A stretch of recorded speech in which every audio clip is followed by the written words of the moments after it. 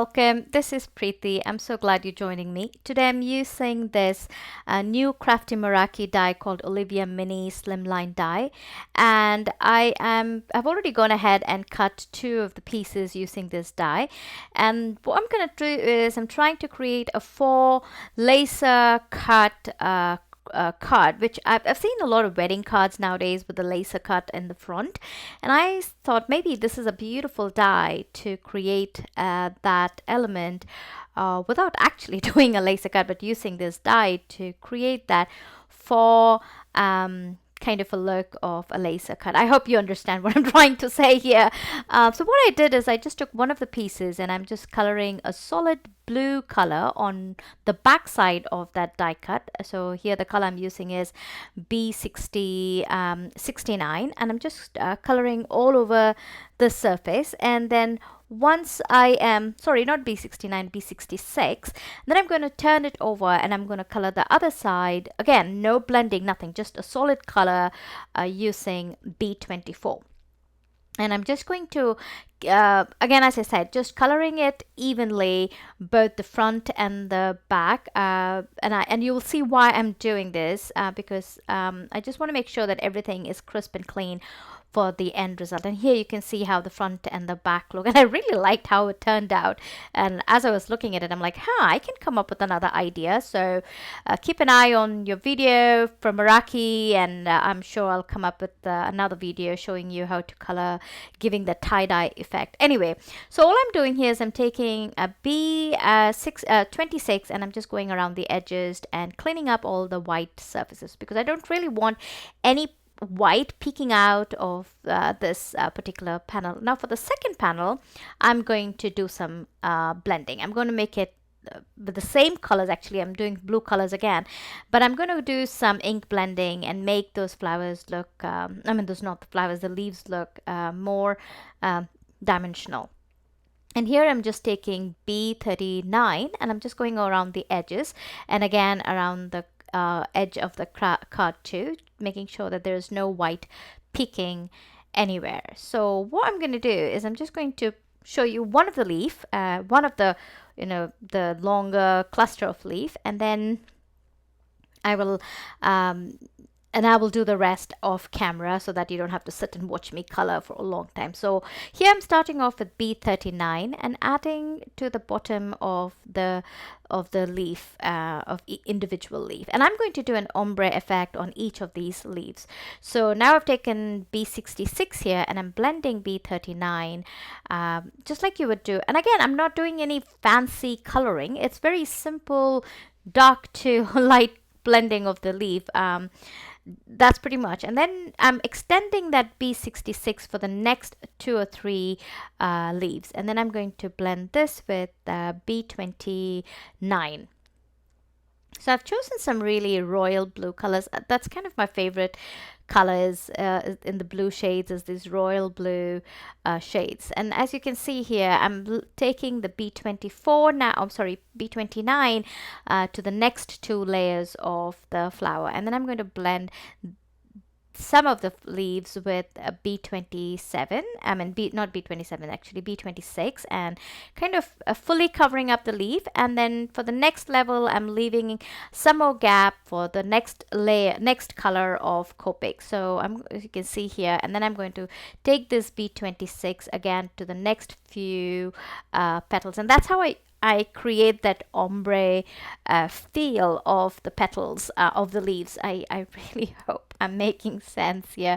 I hope you can see what I'm doing. And then I've blended the B26 with B24, and now I'm going to take B24 to the remaining leaves in this cluster for the lighter shade of the ombre. And you can see from the bottom on to the top how this leaf has now turned out to be like an ombre colored. And here I use B23, which I eventually did not use because I felt like B23 was very close to B24. So for the other leaves I just skipped, and then I just did B21. And here you can see how that whole thing turned out. And I'm going to complete this off camera, and here you can see I'm almost done with the coloring. and I'm just the last bit of it, and I'm going to blend that with B21. And you can see how each leaf has some variation and color modulation in the leaf. And now I'm just going to take a white pencil here. This is a Prismacolor white pencil, and I'm going to create some vein lines because I want to add some kind of a texture to this very simple leaf. And all I'm doing is just with a very sharp white pencil, just drawing in some vein lines, and I'm just going to do this for the entire leaf cluster in this background, and it's just going to look so much more interesting once it is all done. And here I'm almost coming to an end, and here you can see how that veins look. So here we have those two panels, and I'm going to keep that aside. I've taken two more white cardstock. This is cut at 3.5 by 6.25, maybe slightly bigger than that, but just very smidgen slightly big. And then I'm going to blend this yellow color. So I'm starting off with wild honey, and I'm not really blending. You can see that it's not really super smooth blending. It's okay if it is splotchy because you want it to look a little splotchy, and you'll see why.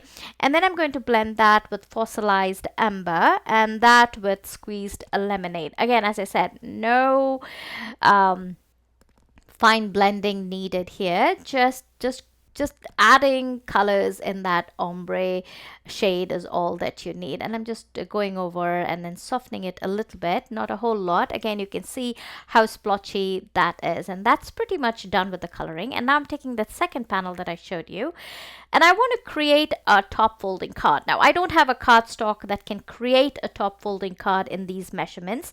I think if you had like a 12 by 12 cardstock, probably you could do it. Maybe not. Maybe you need a little more taller card. I don't have it, so I'm creating like a little crease for the card, so it can look like a top folding mini slimline card. And you can see what I'm trying to say here. I hope it makes sense. So I'm just going to adhere that 1-inch cardstock that I actually cut into 1-inch card that I took, and I kind of scored it in the center. And then I'm just going to adhere it behind these two panels, one yellow panel that I created, that we blended, and then this white panel. As you can see, I'm just kind of figuring out how I want this adhered, if I want it to be inside or I want it to be outside. I actually decided to adhere it to the outside of that, so that both the edge of, I don't know, you'll see when I turn it around, that folded crease is in the inside of the cardstock. And here you can see how this card would work, the top folding slimline card. And now I'm going to take that first panel, the one that we colored solid, front and back, and I've taken another white cardstock, and this is cut quite big, than a 3.5 by 6.25 cardstock, and I'm going to take a copy paper. And just copy paper is copy paper, not copy paper. Copy paper is just cut 1 inch in width, and I'm just going to color it with some B39. And it doesn't have to be perfect, just enough to cover up all the white. And then I'm going to, my idea is to create the crease using that copy paper for creating the front of the card. Now, if I used a cardstock, it would be really thick and it would be visible.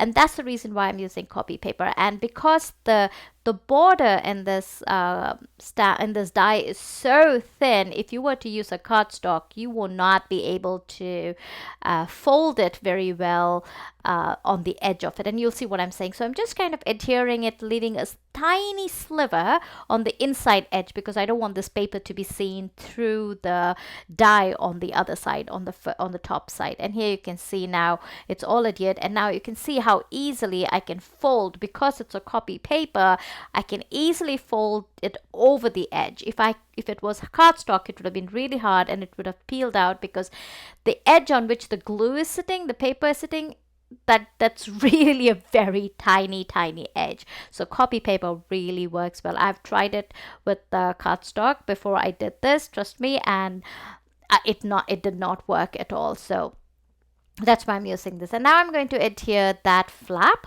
onto the white cardstock that I had cut a little larger. And you'll see why I cut it a little larger, because it makes it so much more easier to align and to adhere this paper. And then all you need to do is just cut away the X's. And it's okay if that copy paper is seen on that white panel, because we are going to cover it up soon.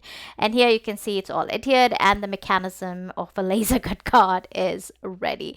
And now all left us do is to just cut away the extra bit, and you can see how it looks. And now I'm going to take this top folding card that we made earlier, and I'm going to adhere that to the inside, and you can see everything just covers up and looks pretty neat and clean. So I'm just going to add some liquid adhesive to the back of that cardstock, and I'm going to adhere this note card, top folding note card, to the inside. And I'm just going to give it a good press down so nothing is popping up anywhere. And if there's any extra bit, I'm just taking my scissors and cutting the extra bit off. And you can see here, all nice and finished. Now I'm taking this gold spray. Usually gold spray has the mica, the powder, the glitter powder gets collected down. So you want to really shake it up until the glitter is completely disappeared. And I'm going to put that panel that we just adhered into a box, and I'm going to spritz it very heavily with this gold spray, and then I'm going to heat set it because I don't want it to be wet when I go to adhere the next die cut. And then you can see here how that creates a shadow inside. So when your recipient opens it, it's not a plain yellow thing, it's it's a beautiful shadow of the same leaves that are in the front. And you can see how that blending didn't really matter if it was blotchy or not. It all kind of blends evenly once you add those color. Now I'm taking that COPIC markered leaves that we did initially, and I'm going to adhere that on top of this panel. And that's why I created two of these. Plus, actually having two also makes the flap, or the top cover, to be a little bit more sturdy. So it gives a stability to the cover, the die cut itself. So, and here you can see I'm just adhering it right on top of that die cut, and I'm just going to a very sliver. I'm going to adhere it to the right tiny bit to just give it that shadow, because we spritzed that gold spray on that first leaf panel. That shimmer was looking so pretty. I thought maybe just adding a little shadow would look nice. So I did that, and here you can see how the card looks. And for the inside, I'm going to just stamp a sentiment, and I'm going to just stamp happy anniversary using some black ink, and here you can see how that looks. And that pretty much completes the mechanism and the card itself. And now I'm just going to add some gemstones, and this is tiny butterflies which have like a greenish bluish tint to them, and this is new to Crafty Meraki for the release that just happened. And I'm just going to add a scattering of these butterflies wherever I see a gap. Actually it's adhered to the yellow panel, not to the blue leaves, so that when you open it, now that we have a shadow of these leaves in the back, those butterflies would still look meaningful inside it. And you can see how beautiful this and then you can see that little white that is showing. You can easily cover that with some blue marker. And here you can see a closer look of all that vein lines and this shadow that we created using this the panel. And the shimmer and the shine is so beautiful, and I really think this card turned out beautiful. Let me know what you think. Give us a thumbs up, subscribe to our channel, and I will see you next time. Bye bye.